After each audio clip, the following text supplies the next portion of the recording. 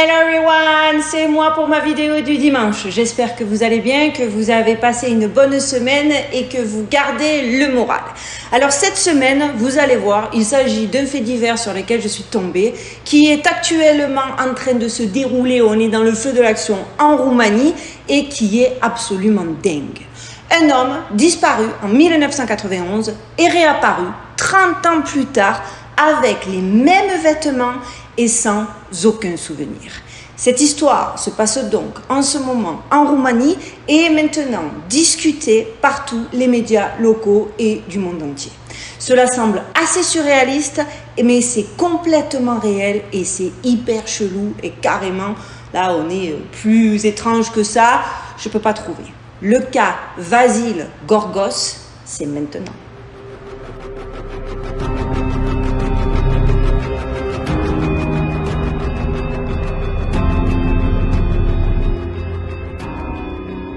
Alors donc l'histoire commence il y a 30 ans. Un homme du nom de Vasil Gorgos, alors âgé de 63 ans, a disparu. Gorgos est un vendeur de bétail qui se rendait souvent à des foires dans diverses villes de Roumanie où il négociait la vente de bétail. Il a fait de tels voyages à plusieurs reprises et est toujours revenu à l'heure dans sa famille, n'ayant jamais rencontré aucun problème sur la route, ni aucun contretemps, ni aucun retard, ni aucun antécédent d'événements chelous, de quoi que ce soit. En 1991, Yorgos a fait un autre voyage de ce type. Il a donc, comme d'habitude, acheté son billet de train et il a dit à sa femme et ses enfants qu'il serait de retour dans quelques jours, qu'ils ne s'inquiètent pas, comme d'habitude. Ce fut la dernière fois qu'il le voyait, puisqu'il n'est jamais rentré chez lui. La famille a signalé sa disparition à la police, mais les enquêtes n'ont abouti à rien, ou elles n'ont pas été menées avec suffisamment de soin.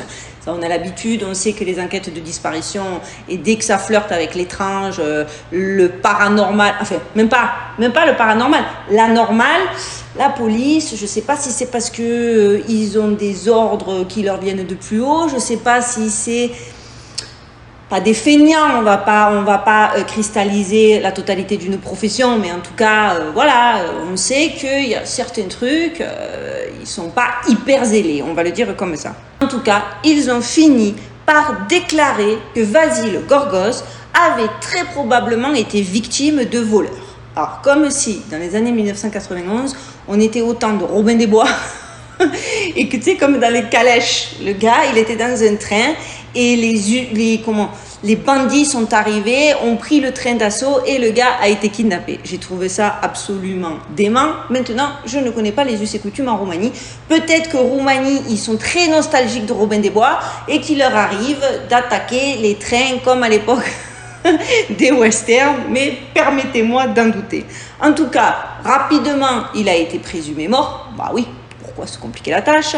Et un service commémoratif a eu lieu pour lui dans son village. Voilà, l'histoire pliée, finie campagne. Sauf que on fait un bond rapide de 30 ans et voilà que ce 29 août 2021, un dimanche après-midi normal, calme, une voiture inconnue s'est soudainement arrêtée devant la maison de la famille Gorgos et de là, certaines personnes présentes ont vu des gens pousser un vieux monsieur de la voiture et une fois sur le trottoir, ils se sont rendus compte que le vieux monsieur en question n'était personne d'autre que Vasil Gorgos, 93 ans, qui portait exactement les mêmes vêtements que 30 ans plus tôt. La voiture est partie immédiatement et malheureusement, plusieurs voisins qui ont été témoins de cette scène étaient trop choqués pour se souvenir du numéro de la voiture ou de l'immatriculation ou de l'apparence éventuelle d'un des conducteurs ou d'une des personnes à l'intérieur de la voiture. Il convient de noter que Gorgos était la seule personne qui est sortie de la voiture. Lorsque les membres de la famille Gorgos ont quitté la maison et ont reconnu Vasil devant le pas du portillon, imaginez leur tête. Ils ont été choqués du fait même de son apparition soudaine et du fait même qu'il portait ses vieux vêtements. Non mais imaginez ta tête si une histoire comme ça elle t'arrive. Alors je sais que j'ai entendu dans une des interviews que j'ai compulsées que elle est tellement restée saisie, la maman, la mère de famille de l'endroit, qu'elle a dit à son mari, ton père est de retour. Lui, il a cru que c'était une mauvaise blague, mais je comprends, c'est quand même...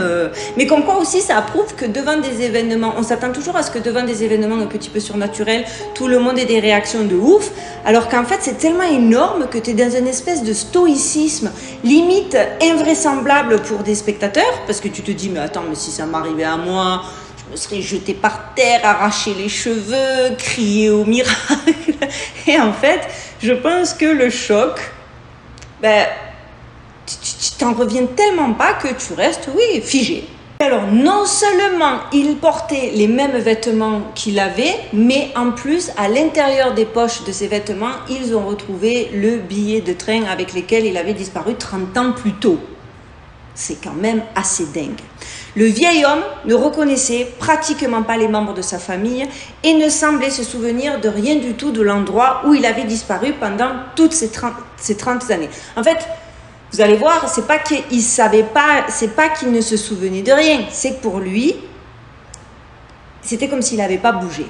Par contre, on peut noter qu'il avait l'air très soigné, il était propre, il n'était pas émacié, il semble que pendant tout ce temps, où qu'il soit, on s'occupait relativement bien de lui.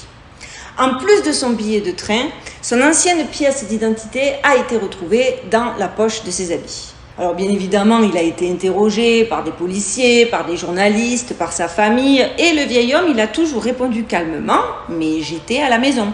C'est pour ça que je vous dis, c'est pas tant qu'il savait pas où il était, c'est que pour lui, il n'avait pas bougé quoi.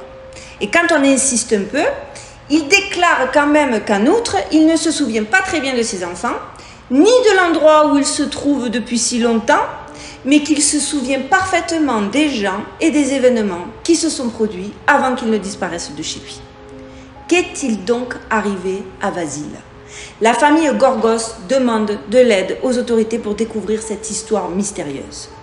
Les dernières images que les investigations ont pu se procurer sont celles de la vidéosurveillance de la gare de Bassahu qui montre le vieil homme rentrant seul chez lui, accompagné par 4 jeunes hommes. Alors, vous vous doutez bien que les premiers éléments invoqués par les non-complotistes, oui, parce que sinon on nous appelle les complotistes, moi les autres je vais les appeler les non-complotistes. Miroir, miroir. Donc, bien évidemment, c'est toujours les mêmes, hein, les non-complotistes, on ne peut pas dire qu'ils fassent dans l'originalité. Donc, leur argument et leur explication, il s'agit bien évidemment d'une maladie neurologique. Et bien oui, c'est simple than that, quoi. Le gars disparaît 30 ans, réapparaît comme par magie, explication officielle, il est fou, ou alors il est malade, ou bien évidemment, c'était une performance artistique. Allez, à vous. Gorgos Vasile ou Vasili, je l'appelle de différents names, mais vous savez. Bref, en tout cas, ça me fait, c'est un truc de fou.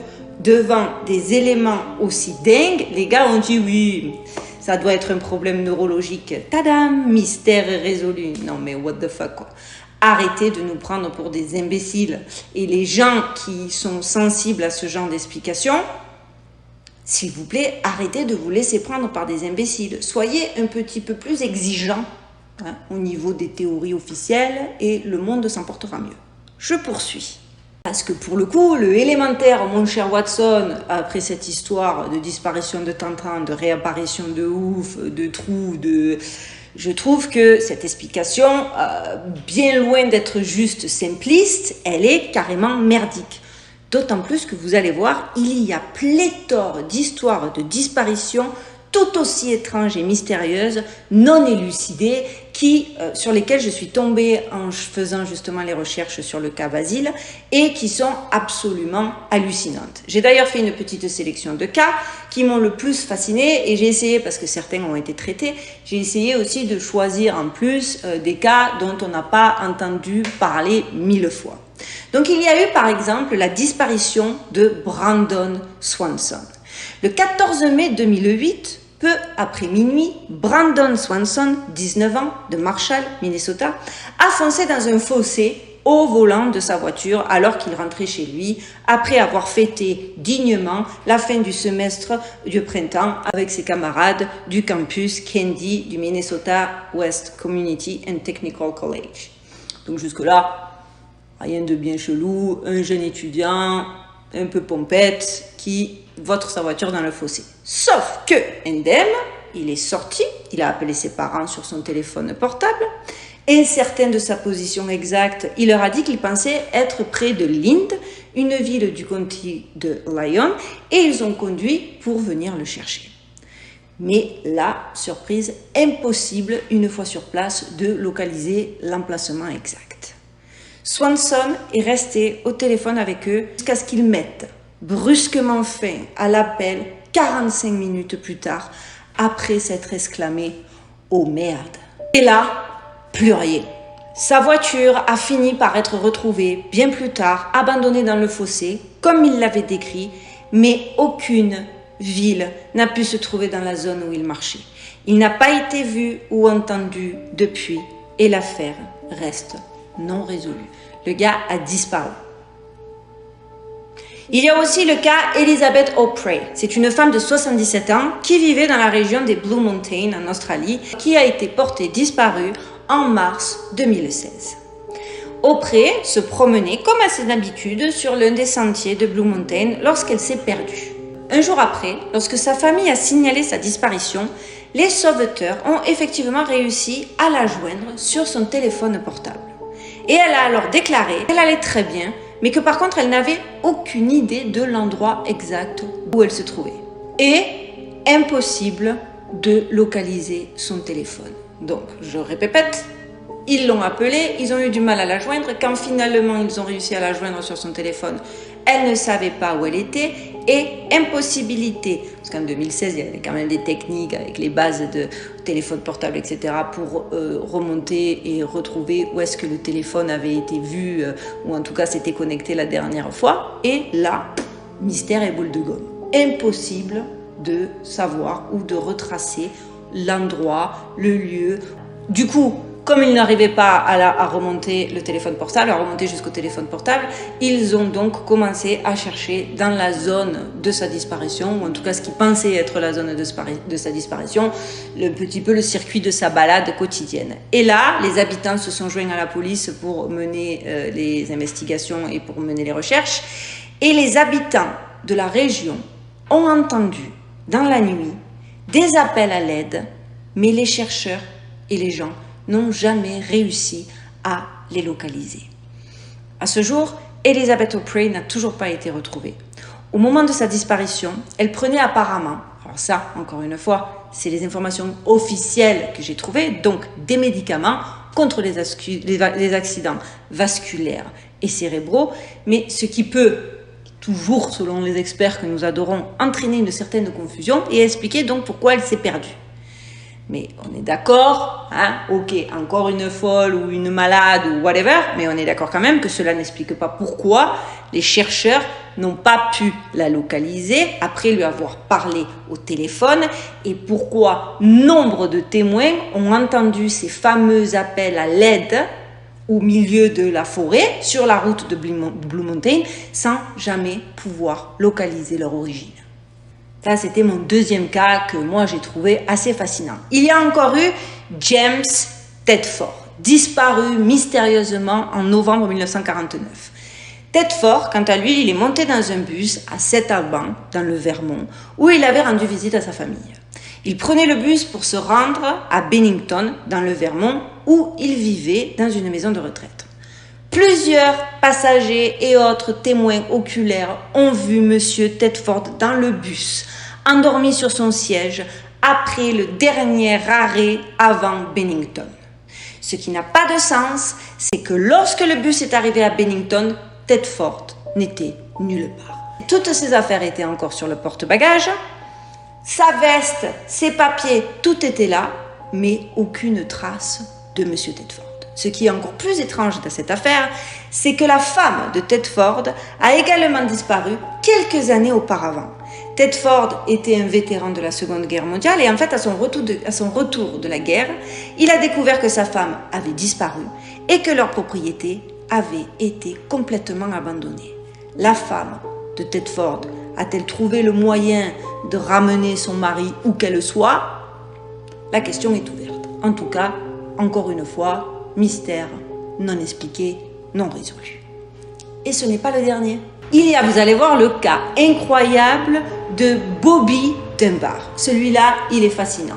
En 1912, un garçon de 4 ans nommé Bobby Dunbar a disparu lors d'un voyage familial. 8 mois plus tard, la police, pour une fois, a bien fait son travail. Alors, je sais, je suis un peu injuste avec la police et leur performance et leur capacité professionnelle, mais j'avoue que sur tous les sujets que je compulse et les recherches que je fais, je ne peux pas dire que la police, chaque fois, s'illustre par son professionnalisme et le succès de ses enquêtes.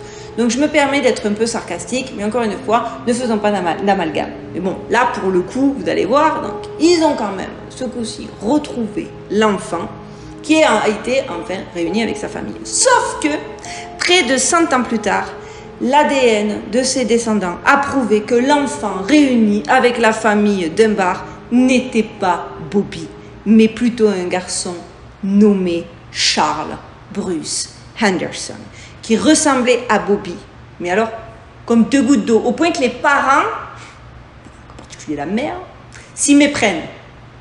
C'était pas un nouveau-né l'enfant, il avait quand même 4 ans. Donc si toi en tant que maman, t'es pas capable de reconnaître si c'est Bobby ou si c'est pas Bobby, je trouve que c'est quand même très étrange. Et en plus, la question reste posée, qu'est-il donc arrivé au vrai Bobby Dunbar? Il y a aussi une autre disparition qui m'a particulièrement impressionnée et j'ai voulu vous la faire malgré le nom à rallonge de la personne, et vous savez combien j'ai du mal avec ma dyslexie. Donc c'est l'histoire de Pradeep Chouhan. Alors je ne sais pas quel est le nom, quel est le prénom, donc moi je vais l'appeler Chouhan parce que c'est le plus simple pour moi. Alors Chouhan, c'était un réserviste militaire canadien qui a disparu lors d'une randonnée en Australie en mai 2013. Il a garé son camping-car loué et s'est lancé dans la randonnée du Main Range Walk dans le parc national de Kosciuszko. Un membre du personnel a appelé la police lorsqu'il a remarqué que le véhicule n'avait pas bougé depuis près d'1 semaine alors qu'il était muni d'une carte de stationnement de 24 heures. Le plus étrange dans cette affaire est que 2 gardes forestiers ont entendu une voix qui ressemblait à un appel à l'aide provenant de la zone où Chouhan a disparu. Malgré cette information, les chercheurs n'ont pas pu localiser Chouhan et l'origine de la voix reste inconnue, exactement comme le cas de la vieille dame de 77 ans. Similarité. Je devrais peut-être contacter les autorités pour leur dire que j'ai noté des similarités dans 2 affaires complètement différentes. Je pourrais peut-être percer le mystère, qui sait. Et vous allez voir, c'est pas fini.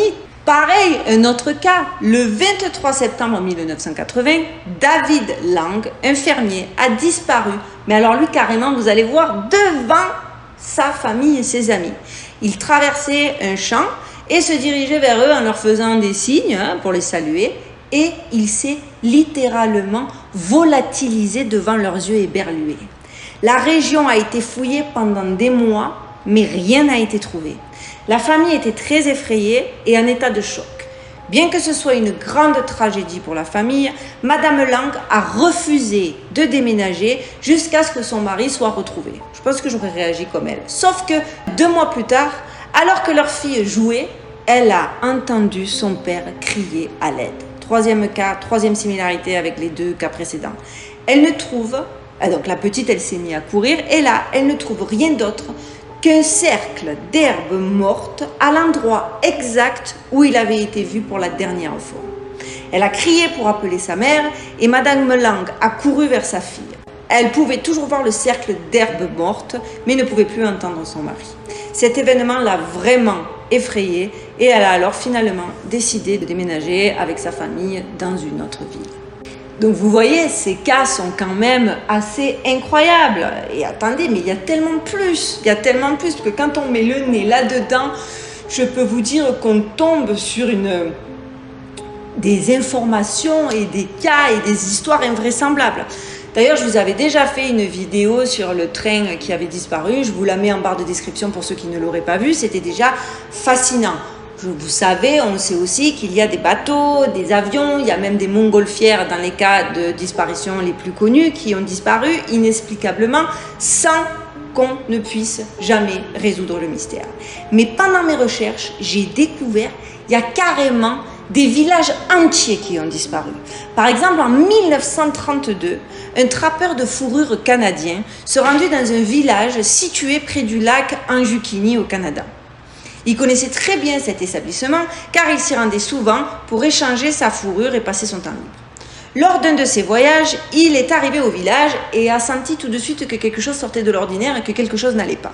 Après avoir pénétré dans le village d'Anjukini, il a ressenti comme un étrange silence d'outre-tombe et a vu un épais brouillard qui recouvrait la quasi-totalité du village.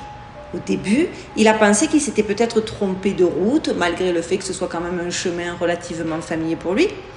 Puis il s'est mis à se penser que peut-être les villageois étaient fatigués et qu'ils s'étaient tous endormis profondément parce qu'il s'agissait d'une longue nuit d'hiver particulièrement fraîche et que le village est si solitaire que voilà, c'est pour ça que le village semblait immobile et silencieux autour de lui. Après cela, espérant quand même voir quelqu'un, Joe s'arrêta devant une maison, puis une autre, puis une autre. Il toquait aux portes. Plus il avançait dans le village, plus il était envahi d'une peur inexplicable.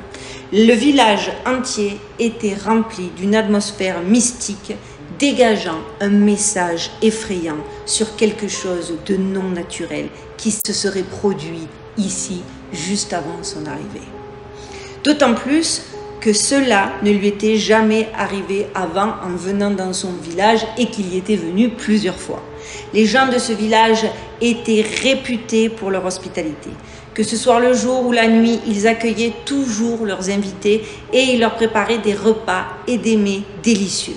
C'est pourquoi d'ailleurs certains de leurs invités spéciaux, comme Joe, leur rendaient régulièrement visite, même si le village était un petit peu éloigné. Mais là, tout était complètement vide et silencieux, même s'il y avait des signes indiquant que des personnes s'y trouvaient il y a quelque temps.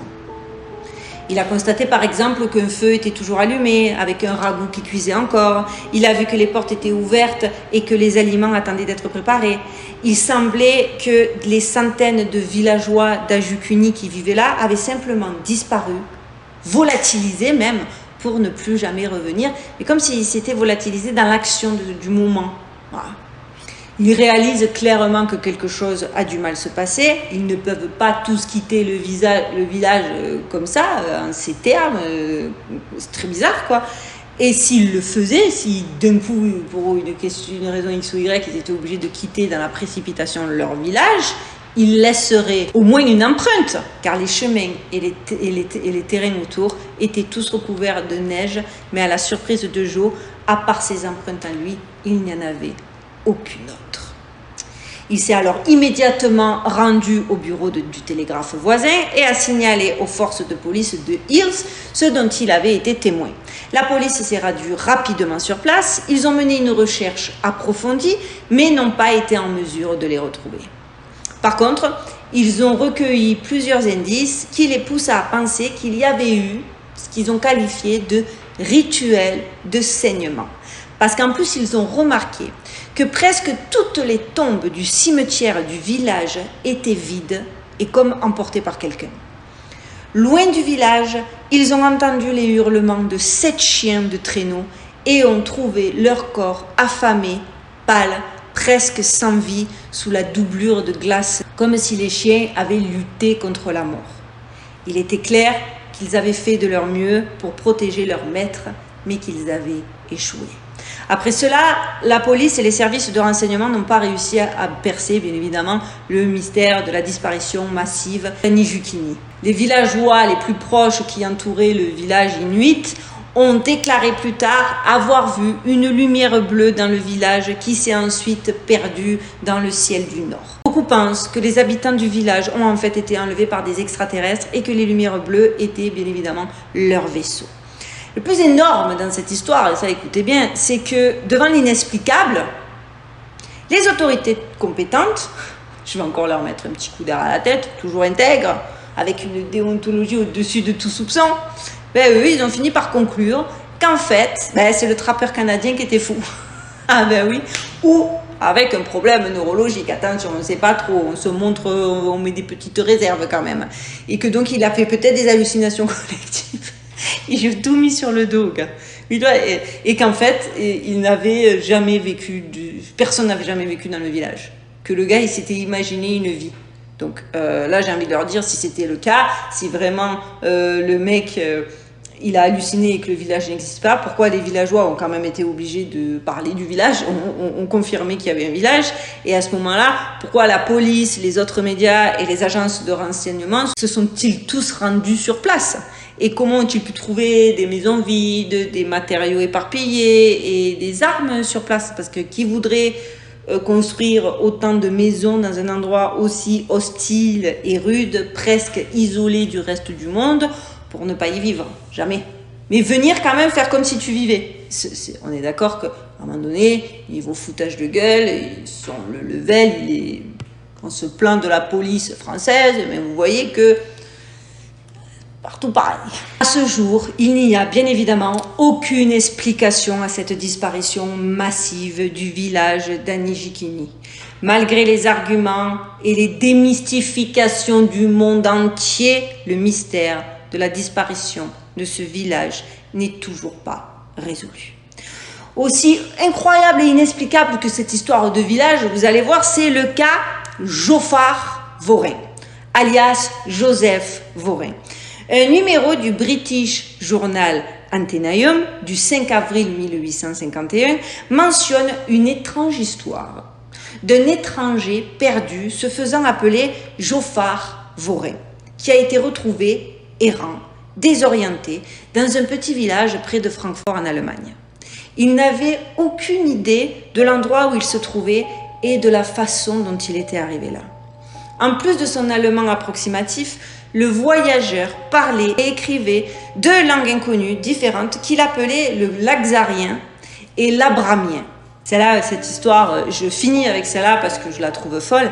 Et donc, selon Joffard, il venait d'un pays appelé Laxaria, situé dans une partie très connue du monde appelée Sakria, et séparé de l'Europe par un vaste océan. Il a prétendu que le but de son voyage en Europe était la recherche d'un frère perdu depuis longtemps. Mais il a fait naufrage pendant son voyage, alors il ne sait pas où exactement, et il a été incapable de retracer sa route de son point de départ sur l'océan, de son trajet, impossible, parce qu'il disait de rien trouver sur les cartes mondiales. Joffard a ajouté que sa religion était chrétienne dans sa forme et sa doctrine et qu'elle s'appelait l'Ispatien. Il a montré une part considérable de connaissances géographiques qu'il a dit avoir hérité de sa race. Il a appelé les 5 grandes sections de la terre Sakria, Aflar, Astar, Oshlar et Euplar. Il semble que les autorités de Francfort sur l'Oder aient pris son histoire très au sérieux. Il a été amené à Berlin, la capitale prussienne de l'époque, pour un examen beaucoup plus approfondi. Pour autant que je sache, on ne sait pas officiellement ce qu'il est devenu, puisqu'à partir de ce moment-là, Joffard a disparu dans la nature. Enfin, je pense qu'ils l'ont gardé pour des expériences. Enfin bref, ça c'est mon avis.